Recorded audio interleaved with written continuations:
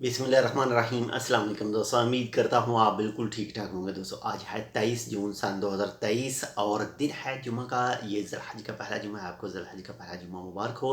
अल्लाह ताला आपकी तमाम नेक ख्वाहिशात इस जुम्मा की बबरकत से पूरा करे, और जो भी इस दुनिया से जा चुके हैं अल्लाह ताला उन सब की मग़फ़िरत करे, और जो भी इस वक्त बीमार हैं अल्लाह ताला उनको जल्द से जल्द शिफा याब करे। तो जुमा है, बाकी 3 से 4 दिन कोई भी अपडेट आपके साथ शेयर नहीं कर सका, कुछ काम की मसरूफियत की वजह से। बाकी इंशाल्लाह कोशिश करेंगे जल्द आपके साथ जो है रेगुलर तौर पर जो वीडियो शेयर की जाती है वो आपके साथ शेयर करें। तो ईद की छुट्टियां आ रही हैं, ईद अल अधा 2023 1444 हिजरी की जो छुट्टियां हैं वो ओमान की तरफ से भी ऐलान उसका हो चुका है, जो 27 से शुरू होंगी और 1 जुलाई तक होंगी। 2 जुलाई को दोबारा जो है वो काम स्टार्ट होगा।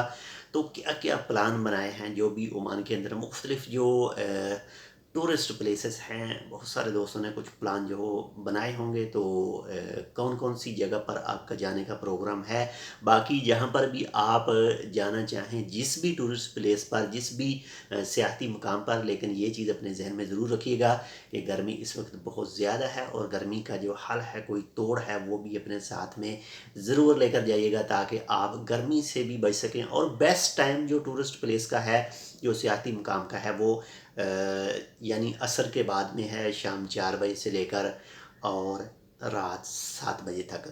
जो मेन चीज़ें हैं, जो बाकी जो पार्क वगैरह है वहाँ पर तो रात को भी जो है वो फंक्शन वगैरह हैं वो चलते ही रहते हैं। अगर रैम गार्डन मतरा की बात करें तो वहाँ पर रात को भी जो प्रोग्राम है, रात गए तक जो प्रोग्राम है वो चलते रहते हैं, तफरीही प्रोग्राम।